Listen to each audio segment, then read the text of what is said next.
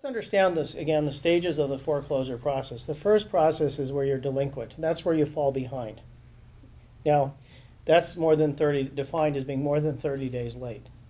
Okay, that's a delinquent. If it stays in that, then the lender can issue a notice of default.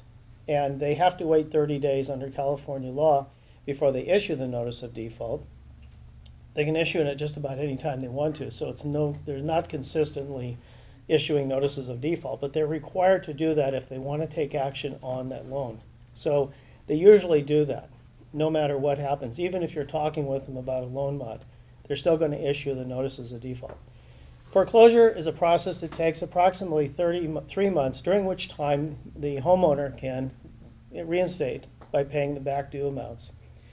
And then if foreclosure is the end result and you don't halt it, it goes to a trustee sale or a foreclosure sale. The terms get knocked around, and they're used interchangeably.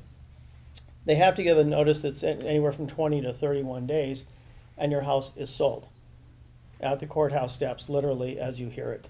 Now, with the amount of foreclosure sales that we're seeing, it's all of a sudden a part of news. Everybody is seeing this happening with the sales. They think that's the end of it. It really isn't, because very few of these homes are actually being sold at the courthouse steps.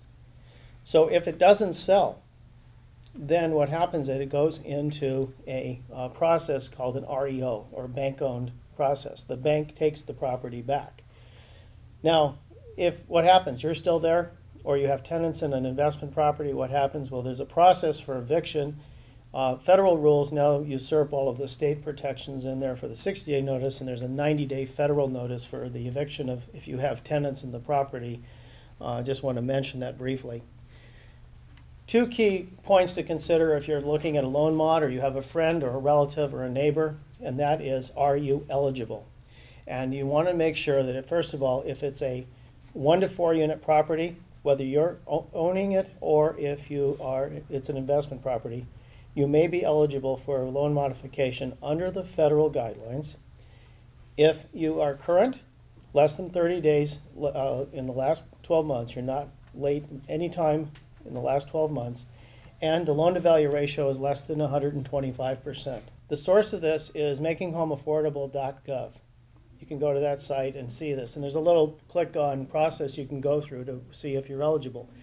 Here's the thing. You have to be current to qualify for a refinance. This is a Fannie Mae, Freddie Mac type of refinance.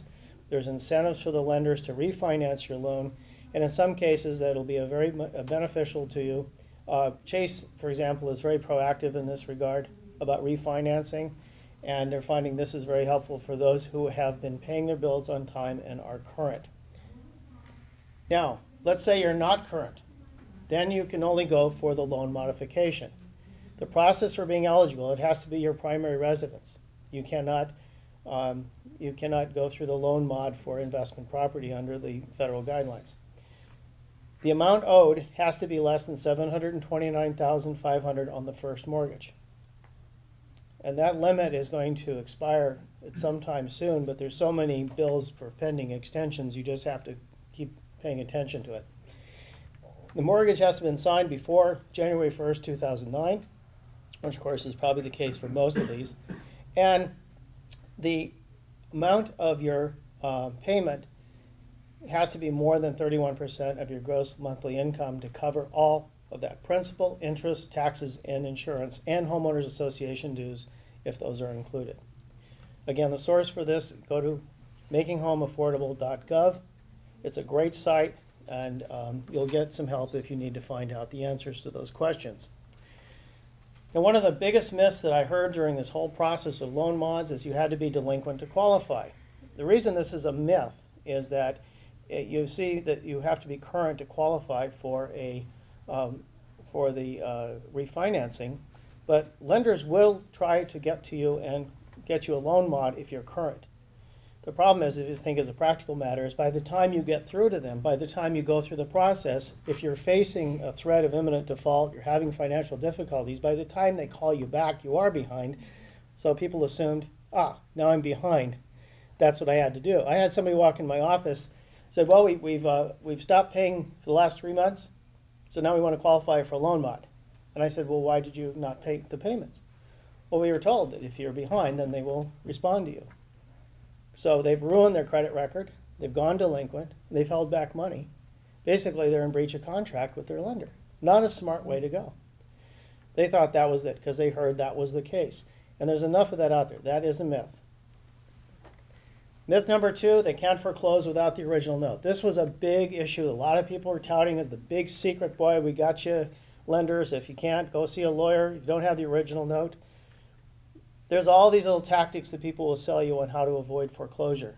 Most of them, about 99% of them, are simply stalling techniques.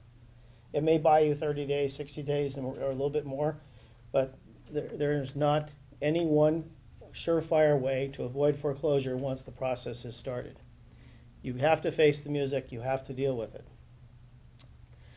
Myth number 3, help is available for free. Well, this is the basis for all the legislation that's currently gone to the governor. And technically, it's true. There is help, it's available, and we're all required to tell you to go to the HUD site, www.hud.gov. Let me warn you, though, do not go to sites like FHA.com. And there's these mirror sites that have been set up. They're scam artists, and they've set up. It doesn't say .gov, it says .com or something else. And they grab your information, and you're putting in your social security numbers, you're putting all this information in, and that information is being grabbed by these scam artists. It's a little scary, but that's what they're doing. Make sure that the final part is a legitimate government website. But you can go on and get some assistance for that. So here's your action items for loan mods. If you're stuck in a problem, if you are having difficulty or in the threat of imminent default, or you really think you might try to get a loan mod, contact your lender. Go directly. Call the number on the sheet. Do not ignore it. Do not put it away. Identify the threat of imminent default. That's a little fuzzy, but hardships do happen. Unemployment, threat of getting laid off, medical problems. These can all come into play. Establish the ability to pay your modified loan. This is what they're looking for. They're looking for pay stubs. They're looking for ability to pay that modified loan. You must document your income and your expenses. Be patient and be persistent. Remember, the people answering the phones are just employees. They are working, they're scrambling, they're under pressure, and there's a whole boiler room problem with this. Try to escalate it, but document it and keep track of who you're talking to. If you're denied, try again. Find out why. Don't give up. Sometimes they say, well, we didn't like that documented income. Could you send something new? Or we missed a sheet. Okay. Reapply and submit the missing documents. Don't give up. I've seen people get turned down 2 and 3 times and finally getting through and they get a modification. And last but not least, try the short sale option. So remember, avoid foreclosure. Apply for refinance or a loan modification. Remember to act, don't just react. And I want you to make sure you avoid these scams and avoid these myths. Don't pay attention to them and evaluate all of your options. Thank you very much, and I'll be available to answer questions with the panel afterwards.